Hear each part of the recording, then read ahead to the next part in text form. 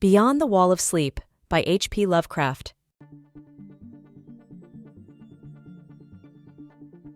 I have frequently wondered if the majority of mankind ever paused to reflect upon the occasionally titanic significance of dreams and of the obscure world to which they belong. Whilst the greater number of our nocturnal visions are perhaps no more than faint and fantastic reflections of our waking experiences, Freud to the contrary with his puerile symbolism, there are still a certain remainder whose immundane and ethereal character permits of no ordinary interpretation, and whose vaguely exciting and disquieting effect suggests possible minute glimpses into a sphere of mental existence no less important than physical life, yet separated from that life by an all but impassable barrier. From my experience, I cannot doubt but that man, when lost to terrestrial consciousness, is indeed sojourning in another and uncorporeal life of far different nature from the life we know, and of which only the slightest and most indistinct memories linger after waking. From those blurred and fragmentary memories we may infer much, yet prove little. We may guess that in dreams life, matter and vitality, as the earth knows such things, are not necessarily constant, and that time and space do not exist as our waking selves comprehend them. Sometimes I believe that this less material life is our truer life, and that our vain presence on the terraqueous globe is itself the secondary or merely virtual phenomenon.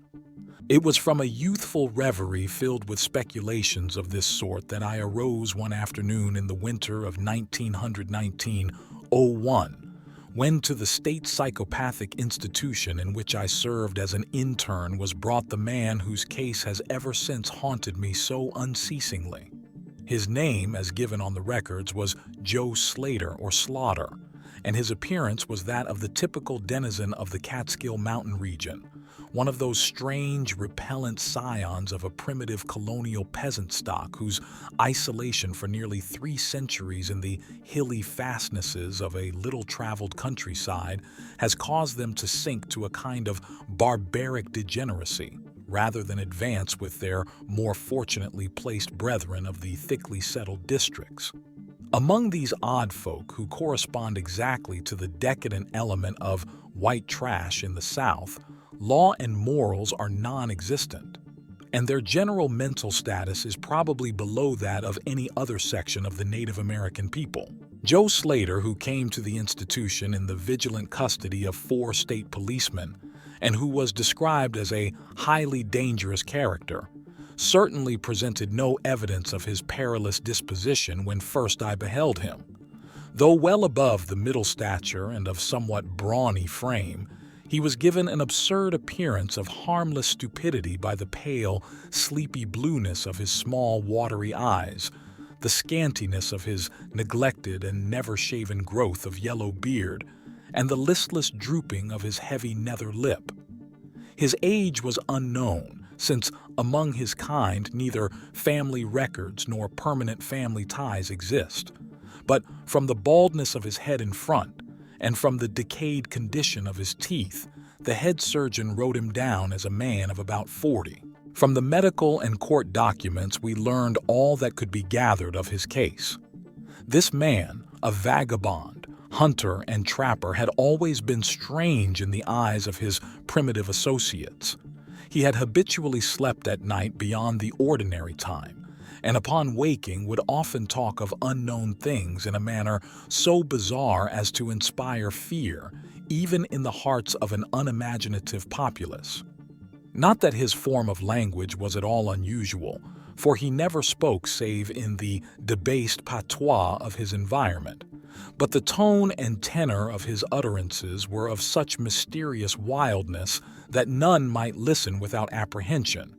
He himself was generally as terrified and baffled as his auditors, and within an hour after awakening would forget all that he had said, or at least all that had caused him to say what he did, relapsing into a bovine, half-amiable normality like that of the other hill-dwellers. As Slater grew older, it appeared, his matutinal aberrations had gradually increased in frequency and violence, till about a month before his arrival at the institution had occurred the shocking tragedy which caused his arrest by the authorities.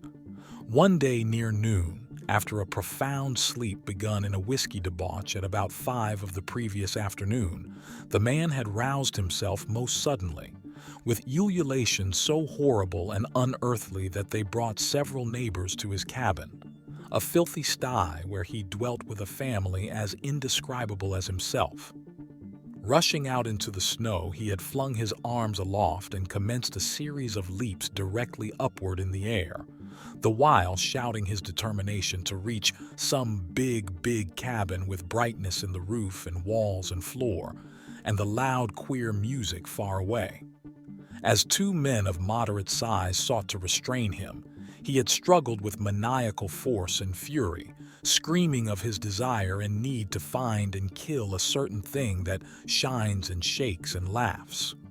At length, after temporarily felling one of his detainers with a sudden blow, he had flung himself upon the other in a demoniac ecstasy of bloodthirstiness, shrieking fiendishly that he would jump high in the air and burn his way through anything that stopped him. Family and neighbors had now fled in a panic, and when the more courageous of them returned, Slater was gone, leaving behind an unrecognizable pulp-like thing that had been a living man but an hour before. None of the mountaineers had dared to pursue him, and it is likely that they would have welcomed his death from the cold. But when several mornings later they heard his screams from a distant ravine, they realized that he had somehow managed to survive, and that his removal in one way or another would be necessary. Then had followed an armed searching party, whose purpose, whatever it may have been originally, became that of a sheriff's posse after one of the seldom popular state troopers had by accident observed, then questioned, and finally joined the seekers. On the 3rd day, Slater was found unconscious in the hollow of a tree and taken to the nearest jail, where alienists from Albany examined him as soon as his senses returned. To them, he told a simple story. He had, he said, gone to sleep one afternoon about sundown after drinking much liquor. He had awaked to find himself standing bloody-handed in the snow before his cabin, the mangled corpse of his neighbor, Peter Slater, at his feet. Horrified, he had taken to the woods in a vague effort to escape from the scene of what must have been his crime. Beyond these things, he seemed to know nothing, nor could the expert questioning of his interrogators bring out a single additional fact. That night, Slater slept quietly, and the next morning he wakened with no singular feature save a certain alteration of expression. Dr. Barnard, who had been watching the patient, thought he noticed in the pale blue eyes a certain gleam of peculiar quality, and in the flaccid lips an all but imperceptible tightening, as if of intelligent determination. But when questioned, Slater relapsed into the habitual vacancy of the mountaineer, and only reiterated what he had said on the preceding day.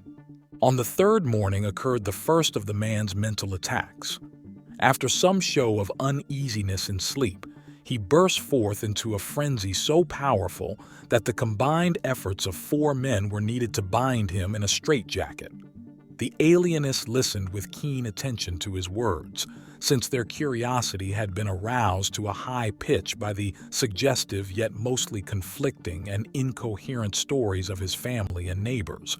Slater raved for upward of 15 minutes, babbling in his backwoods dialect of great edifices of light, oceans of space, strange music, and shadowy mountains and valleys. But most of all did he dwell upon some mysterious blazing entity that shook and laughed and mocked at him. This vast, vague personality seemed to have done him a terrible wrong, and to kill it in triumphant revenge was his paramount desire. In order to reach it, he said, he would soar through abysses of emptiness, burning every obstacle that stood in his way. Thus ran his discourse, until with the greatest suddenness he ceased. The fire of madness died from his eyes, and in dull wonder he looked at his questioners and asked why he was bound. Dr. Barnard unbuckled the leathern harness and did not restore it till night, when he succeeded in persuading Slater to don it of his own volition, for his own good. The man had now admitted that he sometimes talked queerly, though he knew not why. Within a week, 2 more attacks appeared, but from them, the doctors learned little. On the source of Slater's visions they speculated at length, for since he could neither read nor write, and had apparently never heard a legend or fairy tale, his gorgeous imagery was quite inexplicable. That it could not come from any known myth or romance was made especially clear by the fact that the unfortunate lunatic expressed himself only in his own simple manner. He raved of things he did not understand and could not interpret, things which he claimed to have experienced, but which he could not have learned through any normal or connected narration. The alienists soon agreed that abnormal dreams were the foundation of the trouble, dreams whose vividness could for a time completely dominate the waking mind of this basically inferior man. With due formality, Slater was tried for murder, acquitted on the ground of insanity, and committed to the institution wherein I held so humble a post. I have said that I am a constant speculator concerning dream life, and from this you may judge of the eagerness with which I applied myself to the study of the new patient as soon as I had fully ascertained the facts of his case. He seemed to sense a certain friendliness in me, born no doubt of the interest I could not conceal and the gentle manner in which I questioned him. Not that he ever recognized me during his attacks, when I hung breathlessly upon his chaotic but cosmic word pictures, but he knew me in his quiet hours, when he would sit by his barred window weaving baskets of straw and willow, and perhaps pining for the mountain freedom he could never enjoy again. His family never called to see him. Probably it had found another temporary head, after the manner of decadent mountain folk. By degrees, I commenced to feel an overwhelming wonder at the mad and fantastic conceptions of Joe Slater. The man himself was pitiably inferior in mentality and language alike, but his glowing titanic visions, though described in a barbarous and disjointed jargon, were assuredly things which only a superior or even exceptional brain could conceive. How, I often asked myself, could the stolid imagination of a Catskill degenerate conjure up sights whose very possession argued a lurking spark of genius? How could any backwoods dullard have gained so much as an idea of those glittering realms of supernal radiance and space about which Slater ranted in his furious delirium? More and more I inclined to the belief that in the pitiful personality who cringed before me lay the disordered nucleus of something beyond my comprehension, something infinitely beyond the comprehension of my more experienced but less imaginative medical and scientific colleagues. And yet I could extract nothing definite from the man. The sum of all my investigation was that in a kind of semi-uncorporeal dream, life Slater wandered or floated through resplendent and prodigious valleys, meadows, gardens, cities, and palaces of light, in a region unbounded and unknown to man, that there he was no peasant or degenerate, but a creature of importance and vivid life, moving proudly and dominantly, and checked only by a certain deadly enemy, who seemed to be a being of visible yet ethereal structure, and who did not appear to be of human shape, since Slater never referred to it as a man or as aught save a thing. This thing had done Slater some hideous but unnamed wrong, which the maniac, if maniac he were, yearned to avenge. From the manner in which Slater alluded to their dealings, I judged that he and the luminous thing had met on equal terms, that in his dream existence the man was himself a luminous thing of the same race as his enemy. This impression was sustained by his frequent references to flying through space and burning all that impeded his progress. Yet these conceptions were formulated in rustic words wholly inadequate to convey them, a circumstance which drove me to the conclusion that if a true dream world indeed existed, oral language was not its medium for the transmission of thought? Could it be that the dream soul inhabiting this inferior body was desperately struggling to speak things which the simple and halting tongue of dullness could not utter? Could it be that I was face to face with intellectual emanations which would explain the mystery if I could but learn to discover and read them? I did not tell the older physicians of these things, for middle age is skeptical, cynical, and disinclined to accept new ideas.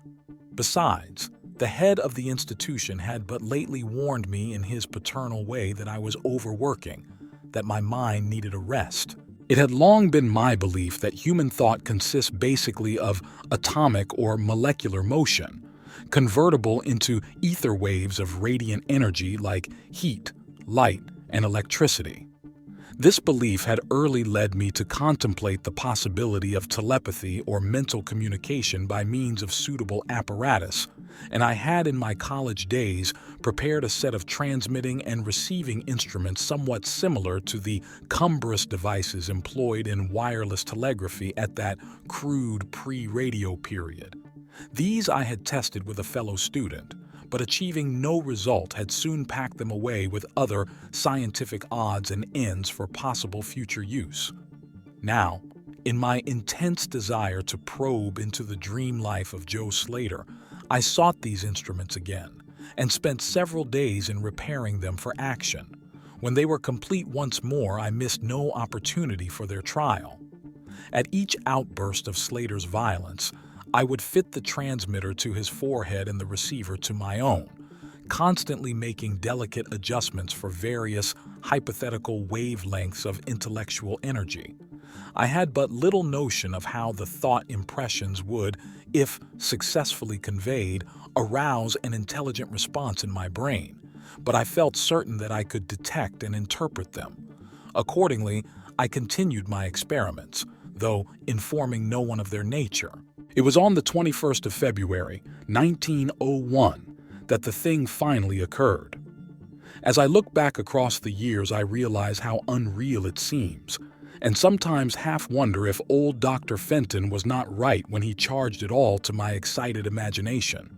I recall that he listened with great kindness and patience when I told him, but afterward gave me a nerve powder and arranged for the half-year's vacation on which I departed the next week. That fateful night, I was wildly agitated and perturbed, for despite the excellent care he had received, Joe Slater was unmistakably dying. Perhaps it was his mountain freedom that he missed, or perhaps the turmoil in his brain had grown too acute for his rather sluggish physique. But at all events, the flame of vitality flickered low in the decadent body. He was drowsy near the end, and as darkness fell, he dropped off into a troubled sleep.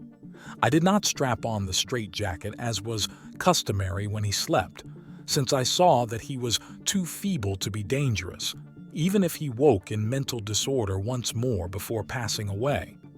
But I did place upon his head and mine the two ends of my cosmic radio, hoping against hope for a first and last message from the dream world in the brief time remaining.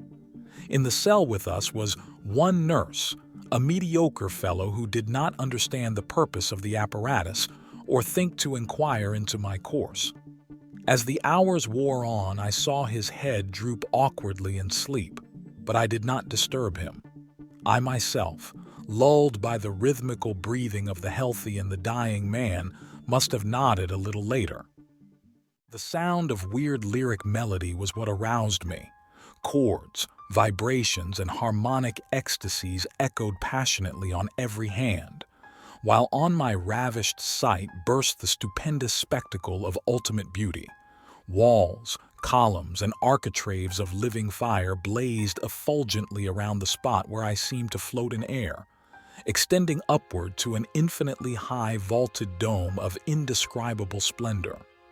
Blending with this display of palatial magnificence, or rather, supplanting it at times in kaleidoscopic rotation, were glimpses of wide plains and graceful valleys, high mountains and inviting grottos, covered with every lovely attribute of scenery which my delighted eye could conceive of, yet formed wholly of some glowing, ethereal, plastic entity, which in consistency partook as much of spirit as of matter.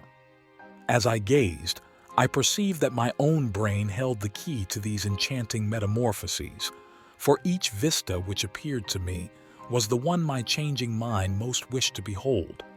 Amidst this Elysian realm I dwelt not as a stranger, for each sight and sound was familiar to me, just as it had been for uncounted eons of eternity before, and would be for like eternities to come. Then the resplendent aura of my brother of light drew near and held colloquy with me, soul to soul, with silent and perfect interchange of thought.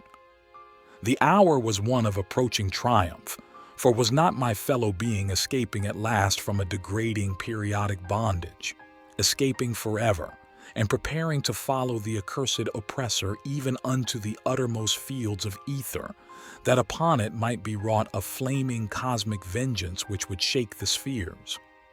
We floated thus for a little time when I perceived a slight blurring and fading of the objects around us, as though some force were recalling me to earth, where I least wished to go.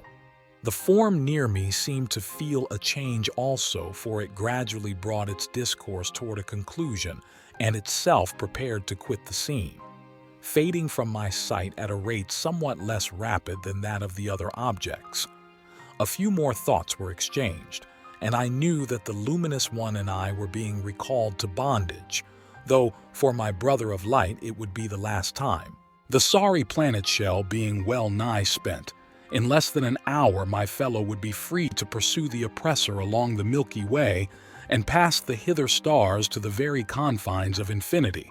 A well-defined shock separates my final impression of the fading scene of light from my sudden and somewhat shame-faced awakening and straightening up in my chair as I saw the dying figure on the couch move hesitantly. Joe Slater was indeed awaking, though probably for the last time. As I looked more closely, I saw that in the sallow cheeks shone spots of color which had never before been present.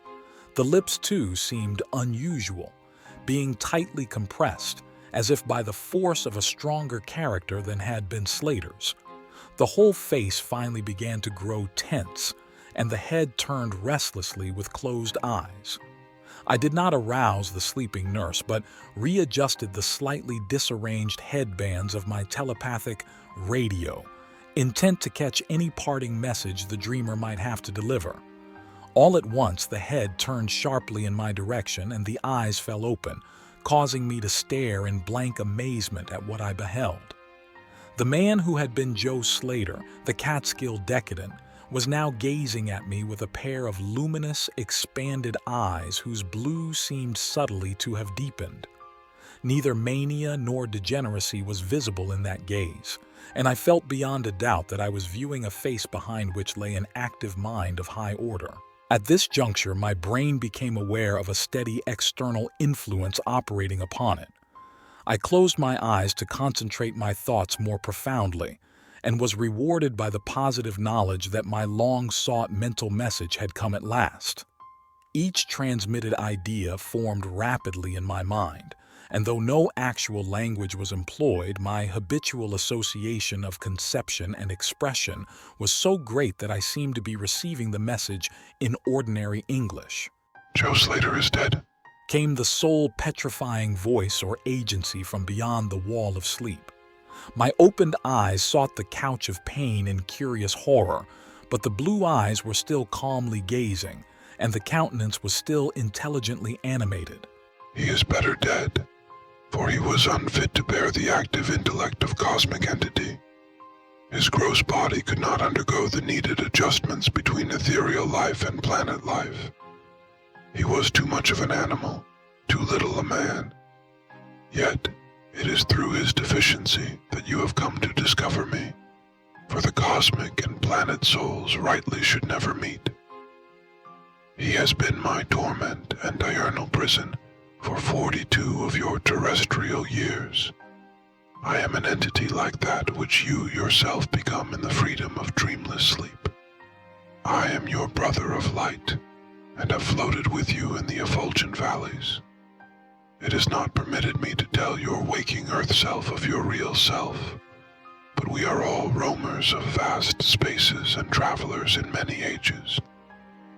Next year, I may be dwelling in the dark Egypt which you call ancient, or in the cruel empire of Zanjan, which is to come 3,000 years hence.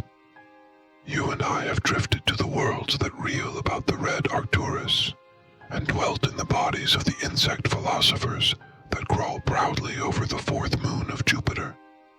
How little does the Earth self know of life and its extent? How little, indeed, ought it to know for its own tranquility?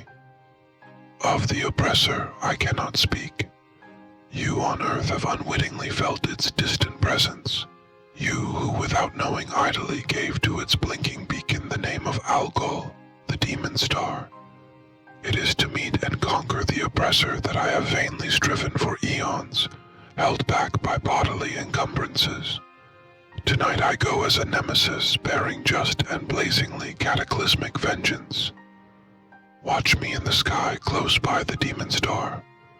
I cannot speak longer, for the body of Joe Slater grows cold and rigid, and the coarse brains are ceasing to vibrate as I wish. You have been my friend in the cosmos. You have been my only friend on this planet, the only soul to sense and seek for me within the repellent form which lies on this couch. We shall meet again, perhaps in the shining mists of Orion's sword, perhaps on a bleak plateau in prehistoric Asia. Perhaps in unremembered dreams tonight, perhaps in some other form an eon hence, when the solar system shall have been swept away. At this point, the thought waves abruptly ceased, and the pale eyes of the dreamer, or can I say dead man, commenced to glaze fishily. In a half-stupor, I crossed over to the couch and felt of his wrist, but found it cold, stiff, and pulseless. The sallow cheeks paled again, and the thick lips fell open, disclosing the repulsively rotten fangs of the degenerate Joe Slater. I shivered, pulled a blanket over the hideous face, and awakened the nurse. Then I left the cell and went silently to my room. I had an insistent and unaccountable craving for a sleep whose dreams I should not remember. The climax. What plain tale of science can boast of such a rhetorical effect? I have merely set down certain things appealing to me as facts, allowing you to construe them as you will. As I have already admitted, my superior, old Dr. Fenton, denies the reality of everything I have related. He vows that I was broken down with nervous strain and badly in need of the long vacation on full pay which he so generously gave me. He assures me on his professional honor that Joe Slater was but a low-grade paranoiac, whose fantastic notions must have come from the crude hereditary folk tales which circulate in even the most decadent of communities. All this he tells me, yet I cannot forget what I saw in the sky on the night after Slater died. Lest you think me a biased witness, another's pen must add this final testimony, which may perhaps supply the climax you expect. I will quote the following account of the star Nova Persei verbatim from the pages of that eminent astronomical authority, Professor Garrett P. Service. On February 22, 1901, a marvelous new star was discovered by Dr. Anderson of Edinburgh, not very far from Algol. No star had been visible at that point before. Within 24 hours, the stranger had become so bright that it outshone Capella. In a week or two, it had visibly faded, and in the course of a few months, it was hardly discernible with the naked eye.